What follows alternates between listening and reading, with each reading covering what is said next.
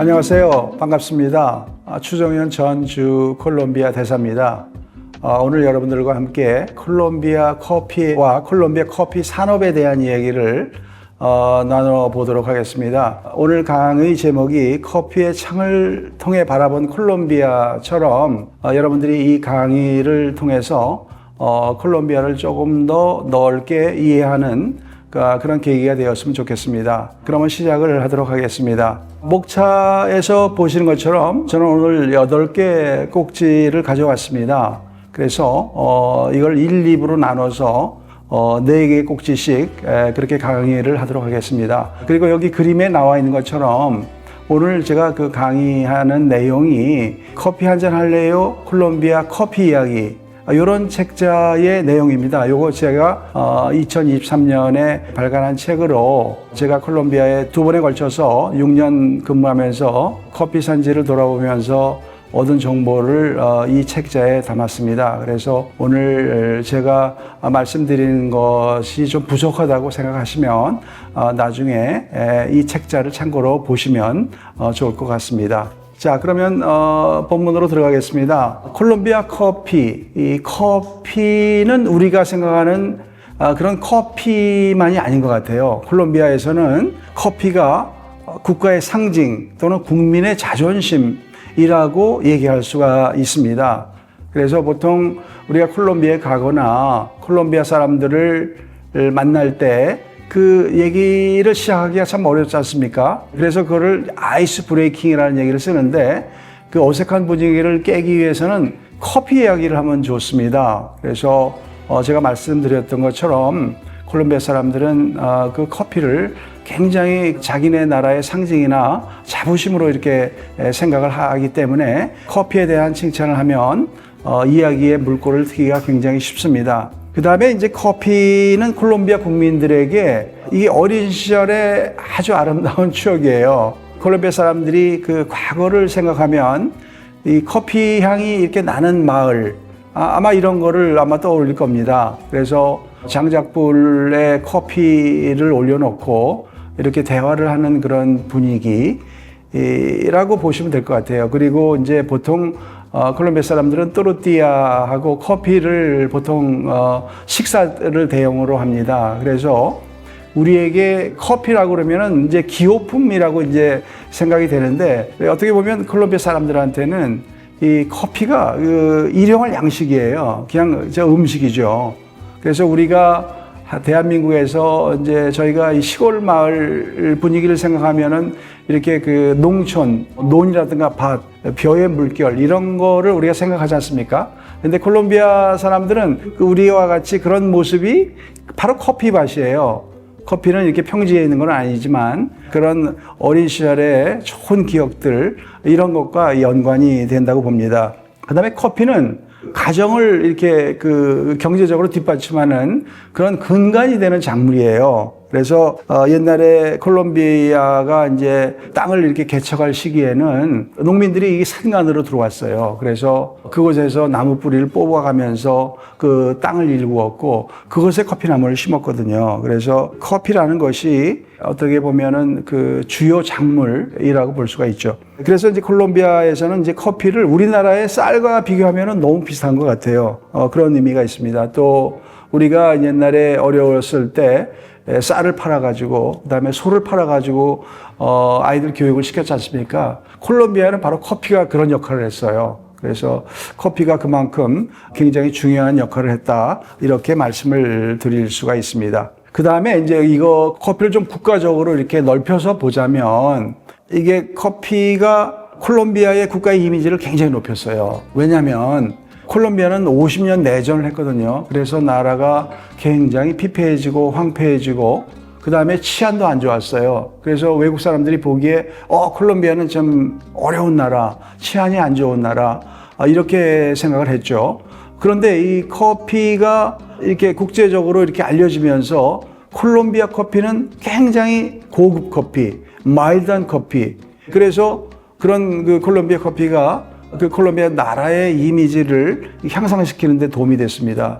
그래서 그 옛날에 나라가 실패한 국가라는 용어가 있었죠. failed state라는 용어가 있었는데 콜롬비아가 치안이 불안하기 때문에 그런 이미지를 가졌었는데 콜롬비아 커피로 인해서 그러한 이미지를 일부분은 벗었지 않았나 이렇게 생각을 합니다. 그 다음에 커피가 그 콜롬비아 경제를 뒷받침하는 기둥입니다. 그래서 커피를 황금 나달이라는 표현을 썼어요. 이게 이제 말하면 황금 작물이죠. 그래서 커피를 많이 생산하고 수출하면서 국가의 재정을 충당했죠. 그 다음에 이제 커피 경작이나 커피 산업이 상당히 그 노동집약 산업이에요. 그래서 많은 그 일자리를 창출을 했었습니다. 그래서 이 커피 산업이라는 것은 콜롬비아의 그 엄청 중요한 그러한 역할을 했습니다. 그 다음에 이제 커피 산업의 특징, 콜롬비아 커피 산업의 특징을 몇 개만 살펴보도록 하겠습니다. 아마 여러분들이 많이 아실 겁니다. 그 콜롬비아는 세계 커피 생산 대국입니다. 그래서 커피 생산을 제일 많이 하는 나라가 브라질. 한 50% 정도는 차지할 겁니다. 그 다음에 브라질에 이어서 베트남이 2등이고 콜롬비아가 3등이에요. 그래서 퍼센티지를 보면은 8% 정도 되는데 그 생산량으로 보면은 큰 포션은 아닙니다. 그렇지만은 이게 콜롬비아 커피는 고급 커피고 또 퀄리티가 좋기 때문에 그 나중에 가격으로 따지면은 이 8% 이상을 차지하고 있습니다. 네 번째가 인도네시아, 다섯 번째가 에티오피아입니다. 근데 제가 여기서 조금 말씀드리고 싶은 것은 콜롬비아 커피는 아라비카라는 종이에요. 커피를 크게 두 종류로 보면 로부스타라는 종이 있고 아라비카라는 종이 있어요. 그런데 주로 브라질, 베트남, 인도네시아 같은 데서는 로부스타 종을 재배하고 있고 콜롬비아에서는 아라비카 종만 재배해요. 근데 이 로부스타 종은 대량 생산합니다. 그래서 기계를 사용해 가지고 대량 생산하고 그다음에 재배하기가 쉽고 생산량이 많습니다. 반면에 아라비카 종은 이 산지에서 재배를 하고 생산량도 적을 뿐만 아니라 재배하기가 쉽지가 않아요. 그래서 이 로부스타 커피하고 아라비카 커피를 동시에 같이 비교하는 것은 조금 맞지가 않다고 봐요. 그래서 지금 브라질이 1등이고 베트남이 2등이지만 그리고 콜롬비아 3등이지만 조금 커피의 퀄리티를 볼 때는 조금 다른 평가를 매길 수는 있다고 봐요. 그리고 현재 콜롬비아에서는 56만 가구가 커피 산업에 종사하고 있고 인구로 따지면 한 250만 명 정도 돼요. 콜롬비아 인구가 5천만이니까 대충 인구의 5%가 커피 산업에 종사하고 있다. 이렇게 보시면 될 것 같습니다. 그 다음에 연간 대충 보면은 1200만에서 1400만 포대를 생산해요. 커피를 이제 생산량을 우리가 보통 얘기할 때 포대란 단위를 써요. 근데 포대는 60kg인데 이게 아마 60kg라는 게 이렇게 인부들이 이렇게 미고 다니기 쉬운 그런 단위가 아닌가 이 생각이 됩니다. 콜롬비아에서는 가장 많이 생산하는 주가 우일라주라가 있어요. 그 다음에 안티오키아가 2등, 톨리마 3등, 깔다스 4등입니다. 그리고 이제 우리가 보통 콜롬비아에서 커피 산지 하면 에헤 카페테로란 말을 써요. 이게 커피 생산 축이라고 그러는데 여기서 생산을 많이 하다가 이게 이제 커피 산지가 남쪽으로 이동하게 됐어요. 왜냐하면 이제 에헤 카페테로의 그 토지 가격이 이렇게 비싸지고 그 농민들이 관광의 포인트를 두면서 그 생산자들이 남쪽으로 내려왔죠. 그래서 남쪽에 있는 그 우일라주에서 커피를 가장 많이 생산을 합니다. 자, 그 커피 산업의 특징 두 번째입니다. 이게 콜롬비아가 기본적으로 개방된 국가는 아니에요. 그래서 수출 교역량이 크진 않습니다. 그럼에도 불구하고 콜롬비아 수출에서 커피가 차지하는 비중이 너무 높아요. 그리고 콜롬비아 수출의 기둥이라고 볼 수가 있어요. 그래서 2023년 기준으로 볼 때 콜롬비아는 제3위 커피 수출국이에요. 아까 브라질하고 베트남이 생산량이 1등, 2등이라고 그랬죠. 이 수출도 마찬가지예요. 브라질이 1등, 베트남이 2등, 콜롬비아가 3위를 차지하고 있어요. 그 다음에 온두라스, 에티오피아 순입니다. 그런데 커피가 아까 얘기했듯이 콜롬비아 수출에서 차지하는 비중이 제가 크다 그랬죠. 1860년대에는 한 20% 정도 차지했는데 년대 넘어오면서는 40%까지 올라갔다가 1차 대전 직전에는 54%, 그 다음에 1929년 대공황 직전에는 69%, 1950년대 우리나라 한국전쟁이 터졌을 때는 콜롬비아 수출의 80%가 차지했어요, 커피가. 그래서 이 콜롬비아 커피가 콜롬비아의 한국전 참전의 이유가 됐어요. 왜냐하면 그 당시에 콜롬비아가 커피를 수출을 했는데 미국이 콜롬비아 커피 수출의 한 60, 70%를 가져갔어요. 그러니까 미국에서 커피를 수입하는 국가에서 야, 당신들 한국에 좀 군대를 좀 보내줘. 그랬더니 사실은 거절할 수가 없었죠. 근데 이게 하나의 이유예요. 뭐 여러 가지 다른 이유가 있겠죠. 그만큼 콜롬비아 커피가 콜롬비아의 한국전 참전에 영향을 미쳤다. 이렇게 볼 수가 있습니다. 그리고 2022년 현재 지금 콜롬비아의 수출 품목을 보면 원유가 크죠. 원유가 161억 불이나 되죠. 그 다음에 석탄, 그 다음에 커피가 3등이에요. 지금 여기 41억 불 남았는데 이게 좀 왔다 갔다 해요. 어떤 때는 뭐 50억 불 넘었다가 30억 불 줄어들기도 하고 그렇습니다. 그 다음에 금을 수출 많이 하고, 그 다음에 꽃, 정제유 이런 것들을 수출을 많이 합니다. 사실 콜롬비아가 꽃을 참 많이 수출해요. 퀄리티도 좋고요. 우리나라가 가장 꽃을 많이 수입하는 나라가 콜롬비아예요, 콜롬비아. 그래서 콜롬비아 꽃도 좋다는 말씀을 제가 이 기회에 드립니다. 자, 콜롬비아 커피 산업의 특징을 또 더 살펴보면 이게 커피 농가가 굉장히 영세합니다. 사실은 저는 커피를 잘 몰랐을 때는 이 커피 농장이 굉장히 큰 줄 알았어요. 그래서 이게 어떻게 보면 플랜테이션 작물 중에 하나이기 때문에 굉장히 넓고 그럴 줄 알았는데 막상 가서 관찰해 보니까는 콜롬비아 커피 농가의 90% 이상이 경작 면적이 4% 미만이에요. 그러니까 그 작은 토지 면적을 가지고 아이들을 부양하기 어렵더라고요. 그래서 커피 경작자들의 54%나 되는 게 바로 빈곤 취약계층이 있더라고요.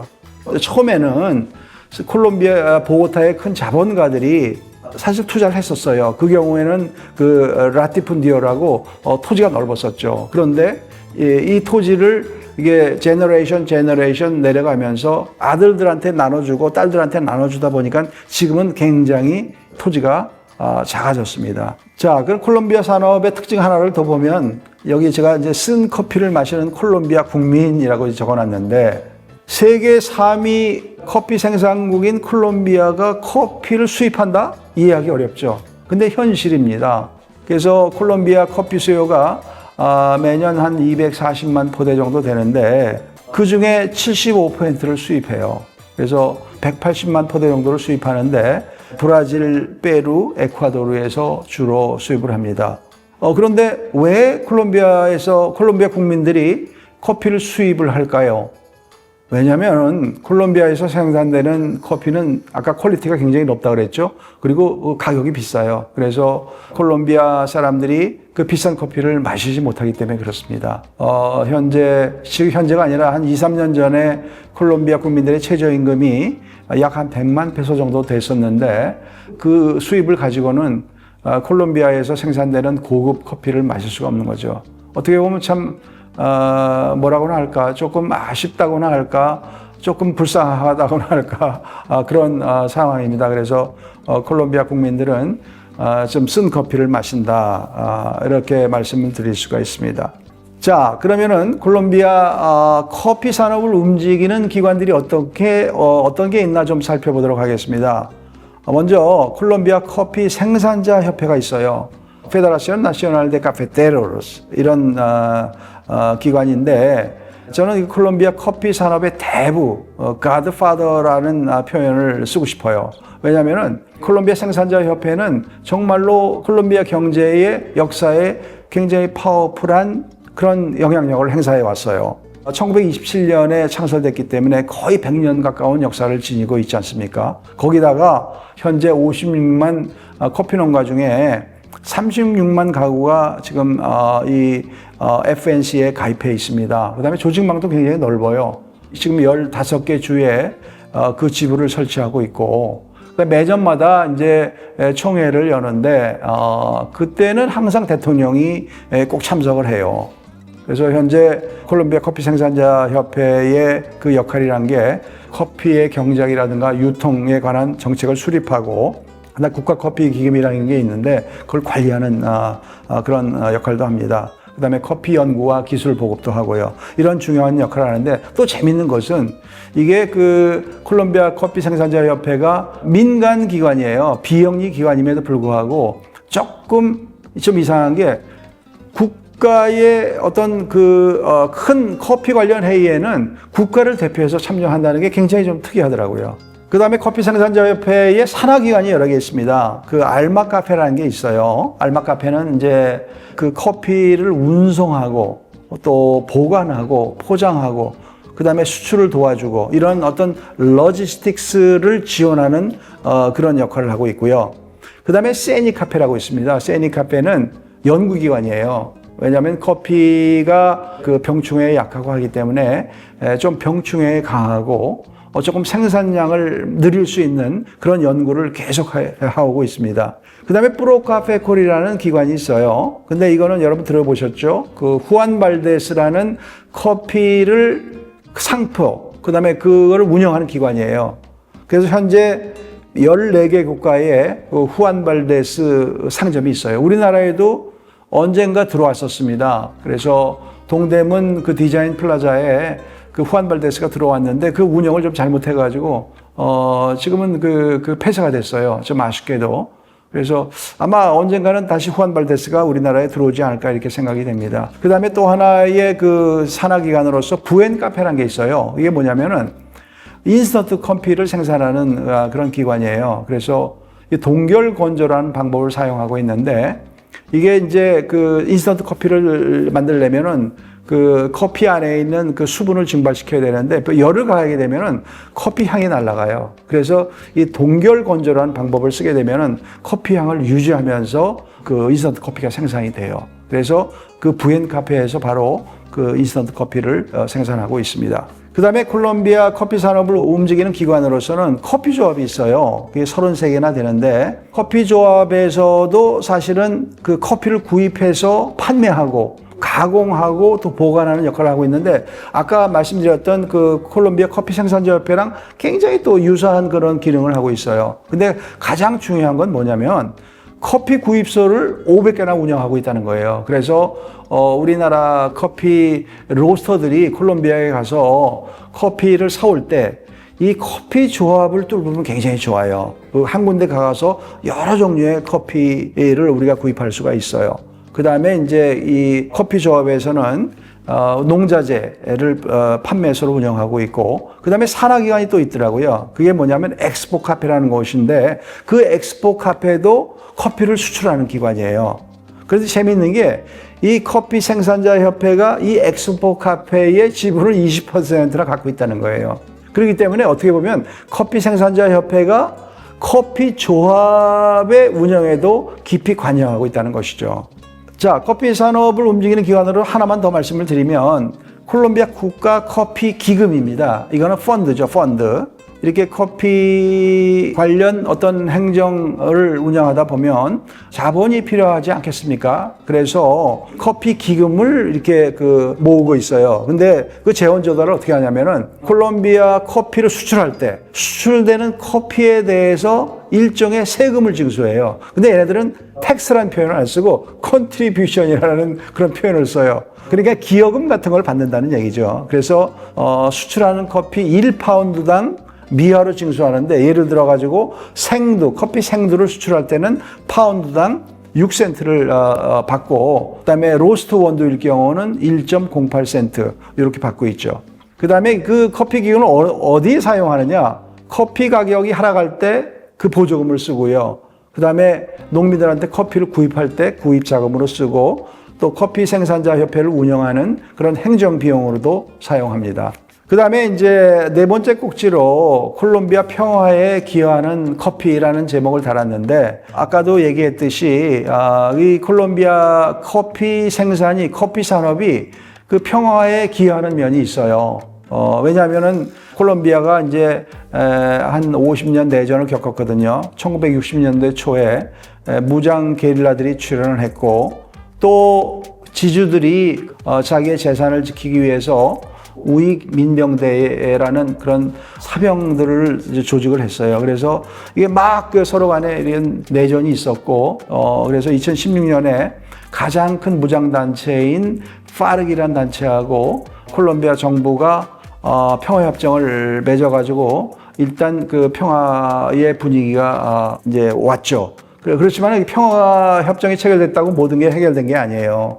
지금 많은 후유증이 있어가지고 이제 과거에 많이 일어났던 인권 침해에 대한 진실 규명 문제, 용서와 화해 문제, 피해자 보상 문제 이런 것들이 많이 지금 제기가 되고 있고 나라의 많은 갈등 요소가 지금도 상존하고 있습니다. 평화협정 체결로 한 13,000명의 그 게릴라들이 무장 해제를 했는데 그 무장 해제된 사람들에 대해서 잡을 찾아줘야 되는 그런 문제가 있습니다. 그래서 이제 커피 생산자 협회라든지 미국 국가개발처라든지 우리나라 코이카 같은 이런 기관들이 커피를 통해서 무장 해제를 당한 그런 전 게릴라들을 고용을 하고 또 그 사람들한테 대해서 살 수 있는 기반을 조성해주는 그러한 일들을 하고 있습니다. 그래서 제가 상세히 설명하지는 않겠습니다만 우리나라 같은 경우 코이카도 지금 4개 정도의 큰 목적을 가지고 여기 지역개발, 산업개발, 교통, 평화정착이라고 그랬죠.